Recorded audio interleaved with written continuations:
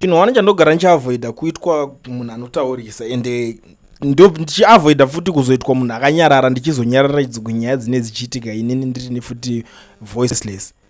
Zvimwe zvacho zvibude. Muri yeZimbabwe uyai panapo ngationesanei panapo. Kune nyaya iri kuitika kukwekwe uku. Inini I'm not happy because inini I stand for the Zimbabweans. Kana muZimbabwe akumirira tanga audzwa kuti iwewe unofanira kungojoina Zanupf chete kuti uone mastands mumbizo.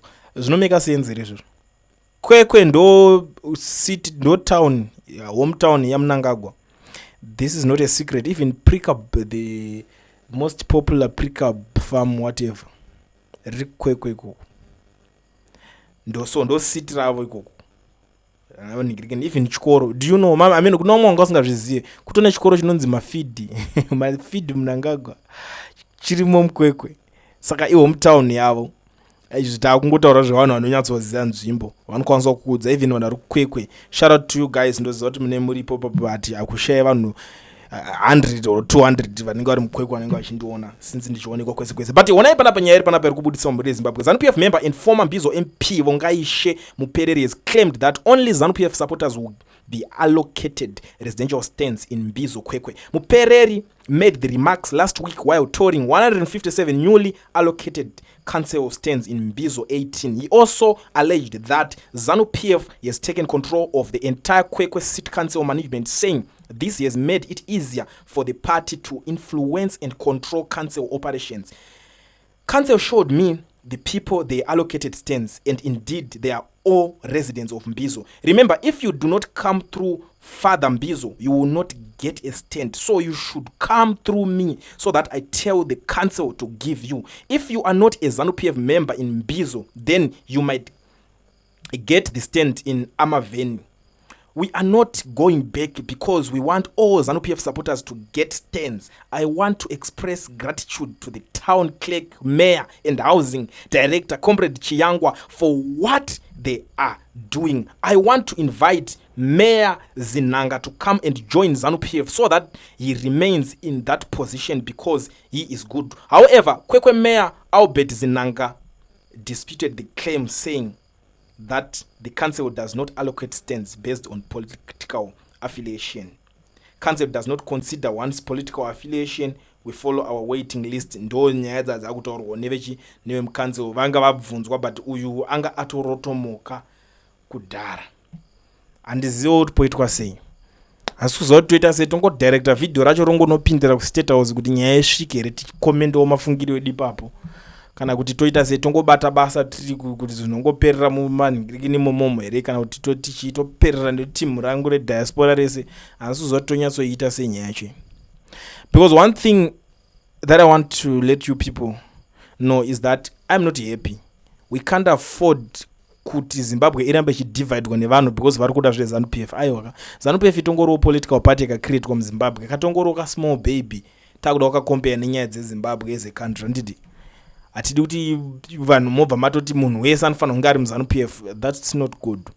Political party yenyu munoita zvamunoda munyika chete but kwete zvekuzosvika pakuti matoodza vanhu kuti ninga ukwanisa kutenga stand pakadai haufanira kukwanisa wana stand munzvimbo yakadai so because hausi munhu weZANUPF. Mune muchiedza kuita sei?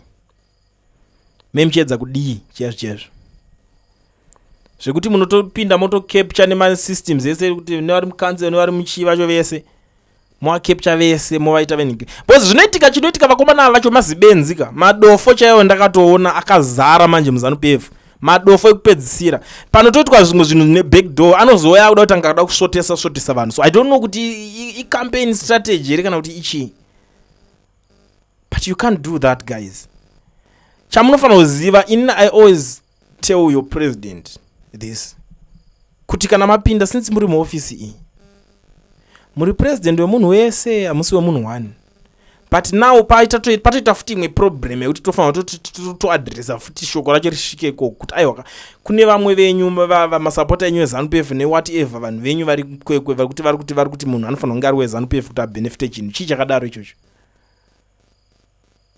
Ndo vanhu vacho vanofanira kugarurwa pasi ivo vachidzingwa because ZANUPF inofanira kulead by example. Ivo ZANUPF inoita zvinhu zvegutsa ruzhinji zvemunhu wese kwete gutsa ruzhinji yemuromo ba yekungoti tikutoita gutsa ruzhinji kwete.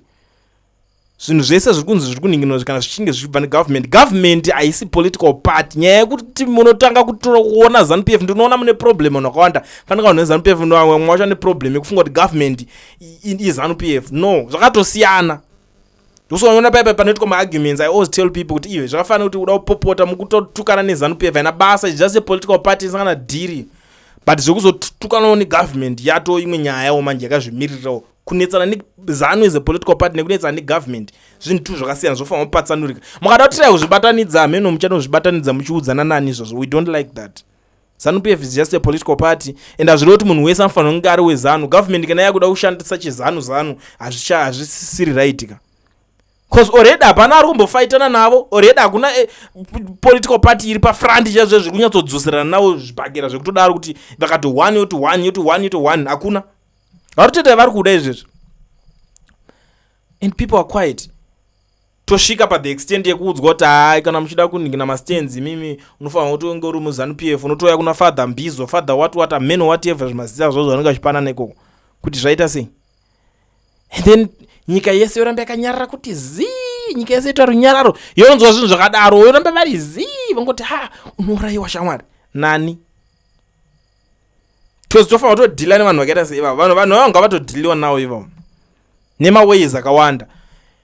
Nemowa vacho ende unongotori koko unenge uri kana MP kana councillor whatever wakawina uri wakadyiwa wakaita sei. Nyaya yakadaro woinzwa uramba wakanyarara. Hauna kana any plan yekuti unokwanisa kuchallenge sei zvinhu zvakadaro zvichiitika. Uda kumirira isusu manje. Uda kumirira vana vani kuti vazokwanisa kusumuka vachichallenge zvinhu zvakadaro. Even kana uri councillor, I always tell people, you said that you are a councillor or MP, chero kana wakadyiwa ndiwe MP wenzvimbo iyoyo wevanhu vaunotorepresenta ivavo bhozi vakatokuvhotera wakazokundwa kochero pamanhumbers ka but wakavhoterwa ikoko. Handiti saka basa rifanira kupera musi wacho kungoti handiti ndadyiwa deadline apinda.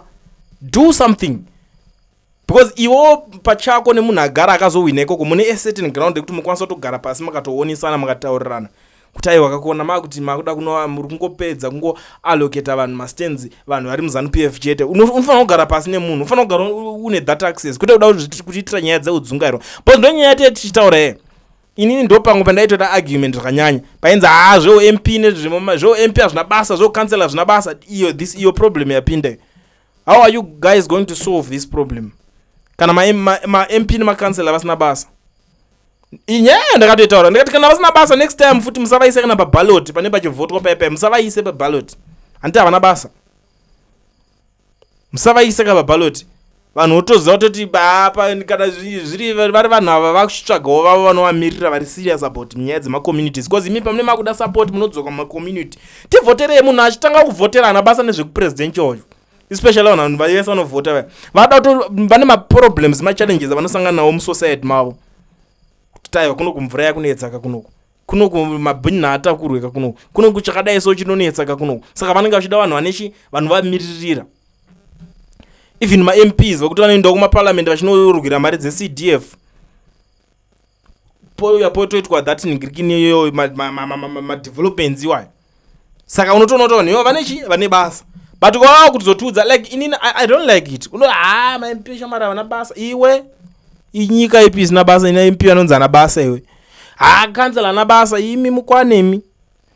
Vanhu ivo vane basa. We are building Zimbabwe. We are not building any political party. Nyaya zvima-political party kana zvimaningiriki zvima-politicians zvenzo mene kuti hatisi kuda izvozvo. We want Zimbabwe to be a better place to be. Ma-opportunities ngaagadzirwe.